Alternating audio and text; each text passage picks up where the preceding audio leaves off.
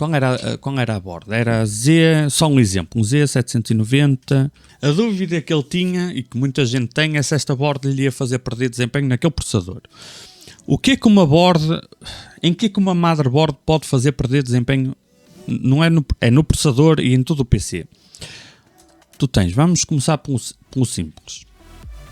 Aqui convém dividir entre Intel e AMD, porque tanto nos processadores Intel como AMD tu podes perder desempenho escolhendo a motherboard. Sim, só que o problema que acontece atualmente é que antes era comum o pessoal escolher motherboards demasiado fracas e agora existe a tendência para as pessoas escolherem as motherboards exageradamente boas. Isto está aqui, é o sistema de alimentação, que para muitos de vocês isto é história velhinha e repetida, mas para algumas pessoas não é. Isto é o sistema de alimentação do CPU, é o que converte 12 volts na tensão que o processador precisa. 1.2, 1.3, 1.14, faz a conversão dos 12 volts que vem da fonte na tensão que o processador precisa. Isto, se for fraco, não vai aguentar. Vai-se dividir em 2 pontos. Aguenta sim ou não, e no caso de aguentar, quais são os settings que vão ser aplicados pela motherboard em automático. Essa é a parte que também é traiçoeira. O primeiro erro que é normal a pessoa cometer, e é legítimo, é quantos watts consome o CPU. É pouco importante para os dias 2, mas se estiveres a comprar, por exemplo, uma motherboard B350 em segunda mão, já convém ter um bocado a noção disto. Imagina, tem que abrir, olhem o nível da complexidade da coisa. Vou abrir 2 calculadoras. Atenção. Imagina que tu tens um CPU que consome 200 watts. Vamos exagerar um bocadinho aqui para CPUs mais antigos e beneficiar para CPUs mais modernos, não é? 200 watts. Okay? A VRM vai ser especialmente esforçada com corrente. Corrente é aquilo que tu vês que é os ampere. Não com os watt, é os ampere. Ou seja, se tu tiveres um CPU que está a gastar 200 watt a trabalhar a 1.4, ele está a gastar 142 ampere. Mas se tu tiveres um processador que consome 200 watt, mas está a trabalhar a 1.1 de V-Core, ele está a gastar 180, está a puxar 181 ampere. Os dois processadores estão a gastar 200 watt, mas para a motherboard, este CPU da direita vai esforçar mais a VRM, vai esforçar mais o sistema de alimentação, ele vai aquecer mais, ao aquecer mais corre o risco de degradar, durar menos anos, corre o risco de não aguentar e ter que baixar o clock de CPU para se proteger, o que é ok, mas perde desempenho, e na pior das situações pode eventualmente estourar se proteções falharem, não é? Ou degradar, ou tanto passou o tempo em esforço que acabou por queimar alguma merda, não é? E se queimar, pode ou não queimar o CPU junto, é uma situação extremamente rara, mas tecnicamente possível de acontecer. Só para tu veres que o watt não quer dizer nada, por si só, para este contexto, ok? 2 CPUs gastam mesmo, um esforça mais a VRM. Como é que tu sabes quanto é que aguenta? Aí não há uma fórmula mágica, é saber. Porque a lista... Quando são motherboards fracas, costumam ter na lista de CPUs compatíveis processadores que ela na prática não aguenta. Só que tecnicamente funciona. O que é que ela faz? Tira desempenho ao CPU. Mas funciona. Quando a board tem VRM a mais, então aí é que tu nunca sabes. Porque a motherboard não vai ter lá um aviso. Atenção, que este produto não se justifica a sua compra se o teu objetivo é usar este CPU em automático. Por favor, compra a mais barata. Eles nunca te vão dizer isto. Então é daquelas coisas que é daquelas cenas que tens que saber mesmo. Não há fórmula mágica. Com o passar do tempo, tu bates só o olho, tu consegues perceber, não é? Esta parte não há fórmula mágica, mas acontece. A partir do momento que a VRM chega e sobra com margem, daí para cima não precisas te preocupar. Depois, onde é que tu podes perder desempenho numa motherboard mesmo que a VRM sobre? Aqui é que entram os truques, mas isto tem sempre solução. Intel, qual foi o exemplo que utilizamos agora? Um 13700. Vais aqui ao Intel 13700 da Intel, pronto, e tu vês aqui que existe 2 consumos de energia anunciados. O 219 watt, gostei da precisão, não é 20, é 19, e 65 watt. Aqui é que entra o gato. Porque dependendo da motherboard onde tu colocas, ele pode estar limitado automaticamente limitado a 220 watts e a não ser que haja problemas de temperatura, ele vai sempre estar autorizado a gastar até 220 watts. Não quer dizer que ele gaste, mas se precisar ele vai até 220. Ou outra motherboard pode limitar a 65. É menos comum, mas acontece, não vai há muito tempo que eu entrei na BIOS para mexer num PC que tinha sido montado, não fui eu que montei, mas fui eu que afinei, e aquela motherboard em particular era uma motherboard da MSI, que é daquelas que costuma perguntar, olha, qual das opções tu queres? A pessoa só deu Enter e ficam limitadas a 65. Eu não me lembro se eram i5, se eram i7. O que acontecia é que o processador trabalhava a 3.3 em carga máxima, ou 3.2, não me recordo, e em jogos baixava para 3.8, 3.9, 4.1, ia variar para garantir os 65 watts. Então existe a questão de o que é que a motherboard ativa em automático, e a segunda parte da questão é a motherboard, caso não ative em automático, mas te pergunto quando tu entras na BIOS, tu tens que escolher a opção correta. Porque se a motherboard limitar a 65 ou tu escolhes a opção de 65, acabaste de perder muito desempenho no CPU. Quando eu digo muito, é muito ao ponto de a opção errada vai fazer com que um i9 em jogos tenha menos desempenho que um i5, na pior das hipóteses, porque o clock pode cair tanto que em jogos vais notar bué. Em vez de ter 5.2, 5.1, 5.4, vais ter 3.5, 3.7, 3.2, 4.0 talvez, percebes? Depende de muitos fatores.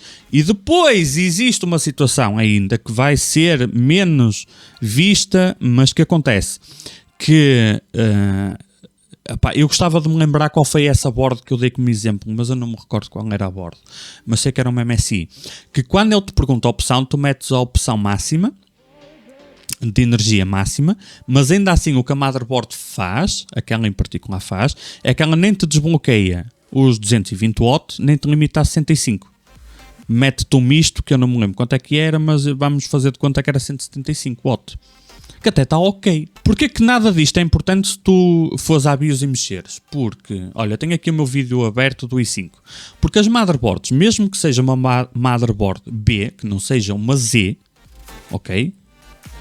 Tu podes alterar isto. A diferença é que numa motherboard B, imagina que tens aquele i7, tu não podes dizer à motherboard para ele consumir acima do que ele está pré-configurado, não vai, ok? Ele não vai consumir mais. Não te vai deixar. Mas deixa-te pôr um limite do CPU.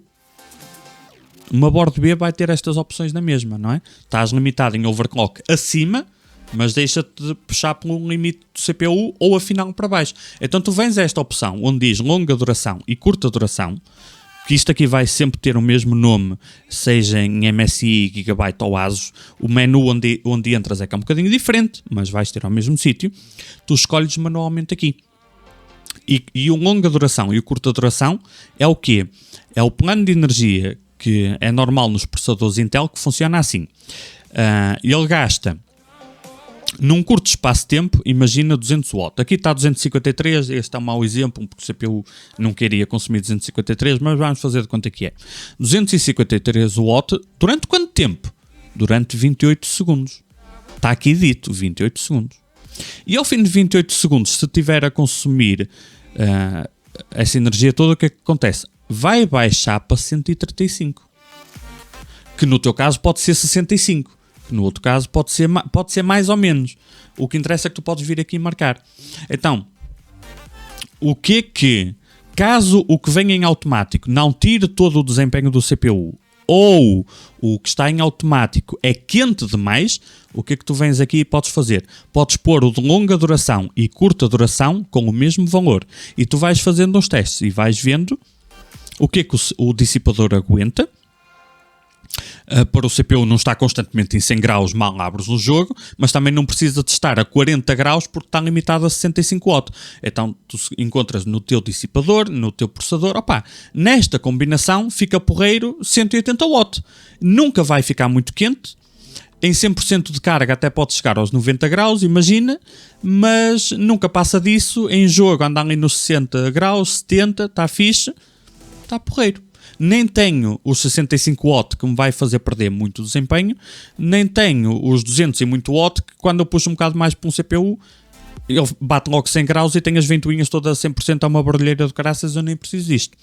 Portanto, tu se vês este menu, tens sempre a solução para tudo.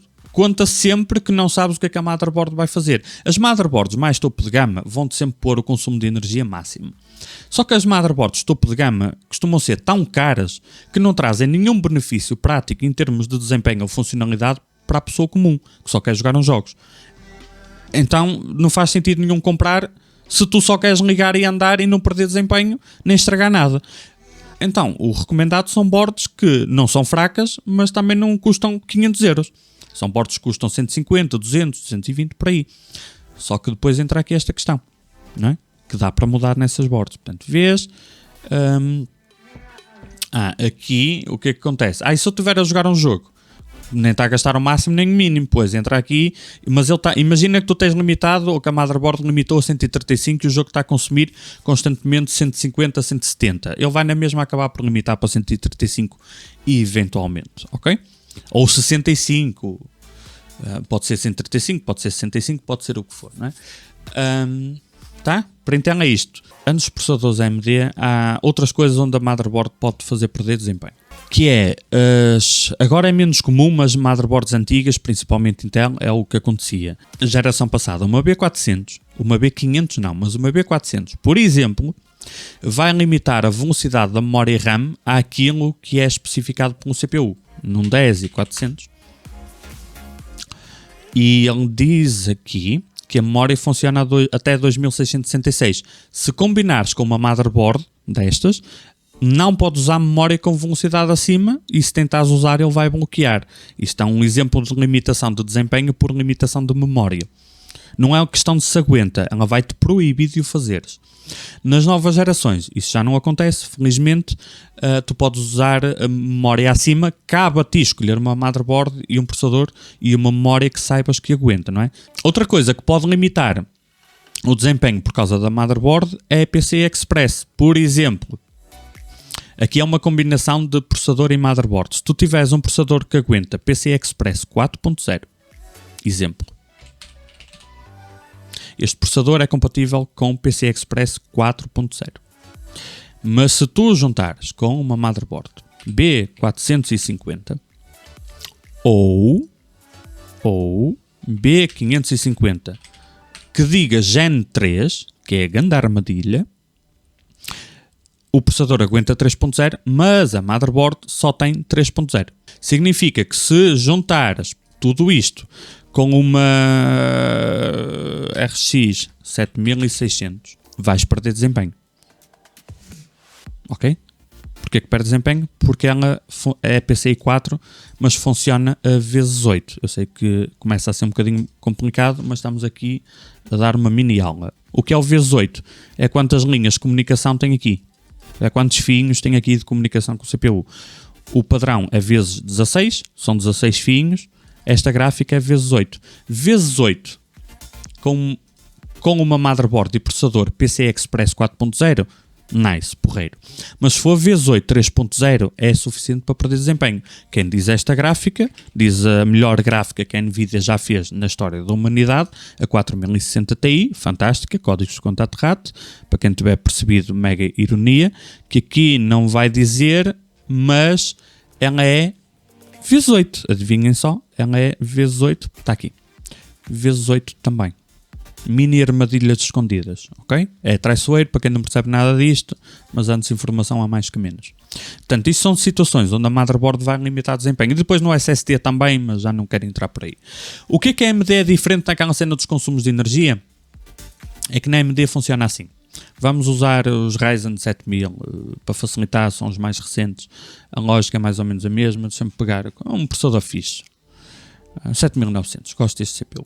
Por exemplo, este CPU, primeira armadilha, AMD é mais simples e mais complicado, vocês vão perceber rápido, porquê? TDP 65 W.